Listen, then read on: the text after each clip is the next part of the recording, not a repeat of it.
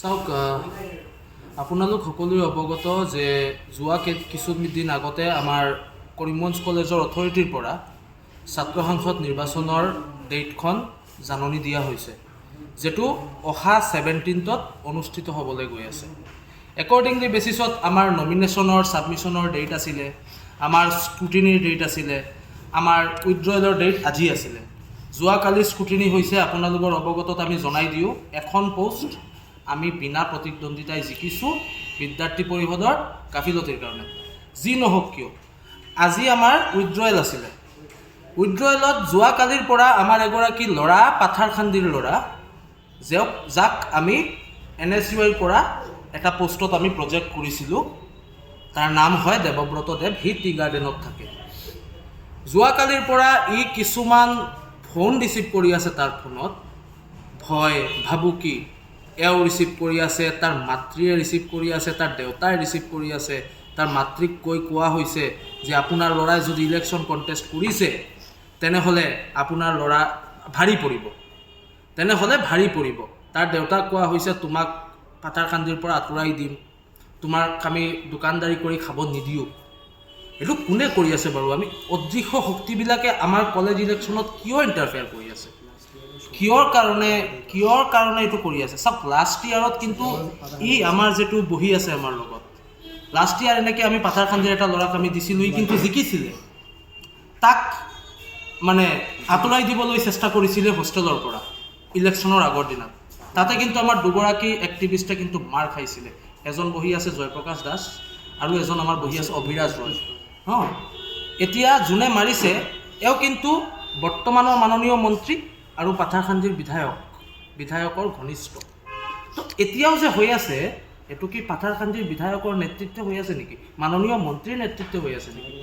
আজি ইলেকশ্যন হৈছে festival of democracy. চিধা কথা, আপোনালোকে যদি আমাৰ কেণ্ডিডেটসকলৰ লগত যদি কণ্টেষ্ট কৰিবলৈ ভয় খাইছে, আপোনালোকে আহি আমাক স্পষ্টকৈ কৈ দিয়ক যে ভাই, আমি আপোনালোকৰ দিয়া কেণ্ডিডেটসকলৰ এগেইনষ্টত কণ্টেষ্ট কৰিব নোৱাৰা অৱস্থা হৈ গ'ল।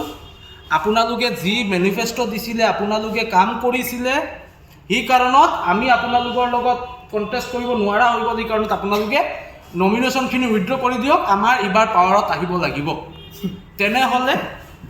তেনেহ'লে আমি উইথড্ৰ কৰিবলৈ সাজু আছোঁ। আজি আমাৰ ডিষ্ট্ৰিক্ট প্ৰেচিডেণ্টৰ অৱস্থা চালে আপুনি গম পাব দেই। তেওঁ কি কৰিব? কেণ্ডিডেটবিলাকক চম্ভালিব নে আমি কেম্পেইন কৰিম? আপোনালোকে কওক বাৰু, আপোনালোক গণতন্ত্ৰৰ চতুৰ্থ স্তম্ভ হয়। আজি আমি ইলেকশ্যনটো ফেয়াৰ ৱেতে কণ্টেষ্ট কৰিব খুজিছোঁ। হয়, আকৌ এবাৰ কৈছোঁ, ফেয়াৰ ৱেতে কণ্টেষ্ট কৰি যদি আমাৰ হেৰুৱাব লগা হয়, আমি মাথা পাতি ল'ম। আমি কিন্তু হেৰি নকৰোঁ দেই। আপোনালোকে জানে, যোৱাবাৰ GS কেণ্ডিডেট যেতিয়া আমাৰ জিকিছিলে, তেতিয়া কিন্তু তেওঁলোকে কি কৰিছিলে আপোনালোক গোটেইখিনি বস্তু জানেহে। ফেয়াৰ ইলেকশ্যন তেখেতে নিবিচাৰে। আমি কিন্তু জিকিছিলোঁ, কেছ কৰিছিলে, কিবা কিবি কৰি ৰখাবলৈ চেষ্টা কৰিছিলে ইউনিয়নক, কিন্তু আল্টিমেটলি পাৰা নাই। সঁচাৰ জয় হয় বাৰু, এতিয়ালৈকেও আইন ব্যৱস্থা আছে। তথাপিও আমি আইনৰ ওপৰত বিশ্বাস আছে, আমাৰ আস্থা আছে। আমি তেখেতক অনুৰোধ জনাম, আপোনালোকে যদি কণ্টেষ্ট কৰিবলৈ ভয় খাইছে তেনেহ'লে প্লিজ আপোনালোকে আমাৰ ওচৰত আহক। আমি আপোনাৰ লগত মুকলিকৈ প্ৰত্যাহ্বান কৰিম। কৰিকেনে আপোনালোকে যদি বিচাৰে নেখেলিবলৈ, আপোনালোকে ভালকৈ কওক, আমি উইথড্ৰ কৰি ল'ম। কিন্তু আমাৰ কেণ্ডিডেটবিলাকক লাইফ ৰিস্কৰ কাৰণে ভয় নেদেখাব দেই। তাৰ মা দেউতাক গৈ এটা ল'ৰাক আপোনালোকে ভয় দেখুৱাইছে, দেৱব্ৰত দেৱ। তাৰ মা কিন্তু হাৰ্টৰ পেচেণ্ট, তাৰ মা কিন্তু হস্পিটেলত এতিয়ালৈকে এডমিট আছে। তাৰ দেউতাক আপোনালোকে কৈছে ইনকাম মাৰি দিব। এনেকৈ নকৰিব দেই, অৰাজকতাটো নকৰিব। ভৱিষ্যতে কিন্তু আপোনালোকক ক্ষমা নকৰে, কেতিয়াওবা নকৰে। যুৱ প্ৰজন্মই যদি এবাৰ এনে কিন্তু ছাত্ৰবিলাকে ভয় নাখায়। আমাক আপোনালোকে ভাবুকি দিলে আমি ভয় নাখাওঁ, কিন্তু আমাৰ সৰু সৰু ছাত্ৰবিলাক যিসকলে এতিয়ালৈকে পঢ়িব, ছাত্ৰসকলৰ কাৰণে কলেজৰ ভিতৰত কিবা কৰিবলৈ চিন্তাধাৰা কৰি আছে, এওঁলোকক আপোনালোকে ভয় নেদেখাব। আপোনালোকে যদি কণ্টেষ্ট কৰিবলৈ ভয় খাইছে, কাইণ্ডলি আপোনালোক আমাৰ ওচৰলৈ আহক, কংগ্ৰেছ অফিচলৈ আহক। আমি আপোনালোকক আদৰণি জনাম। পাণ বাটা দি আপোনালোকক আমি আদৰণি জনাম, বিদ্যাৰ্থী পৰিষদক কৈছোঁ। কিন্তু আপোনালোকে আমাৰ ষ্টুডেণ্টবিলাকৰ লাইফ ৰিস্কৰ ভয় নেদেখাব। তেখেতৰ কিবা কৰিবলৈ গ'লে কিন্তু আপোনালোকে আগতে আমাক ফেচ কৰিব লাগিব।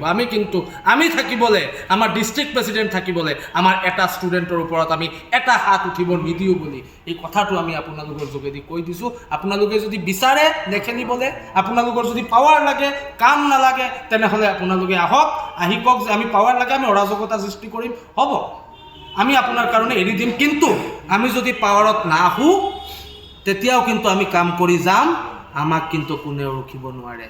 আৰু ছাত্ৰসকলে কিন্তু জানে আমি কি কৰিছিলোঁ, আমাৰ ইতিহাস জানে। 10 বছৰ ইউনিয়ন নাছিলে, আমি কাম কৰি গৈছোঁ। আমি সমাজৰ কাৰণে কাম কৰি আছোঁ, সমাজৰ কাৰণে কাম কৰি আছোঁ। বিদ্যাৰ্থী পৰিষদে কিন্তু কৈ থাকে যে আমি বিজেপিৰ লগত মিলি নেথাকোঁ, কিন্তু আল্টিমেটলি আমি দেখা পাইছোঁ আমাৰ মাননীয় মন্ত্ৰী মহোদয়, পাথাৰকান্দিৰ মাননীয় বিধায়ক, যি এটা সময়ত NSUIৰ সমৰ্থিত ভাইচ প্ৰেচিডেণ্ট আছিলে কৰিমগঞ্জ কলেজত, আজি এওঁ কিন্তু আহি NSUIৰ মানুহসকলৰ ঘৰত ভয় বাবুকি দেখাই আছে।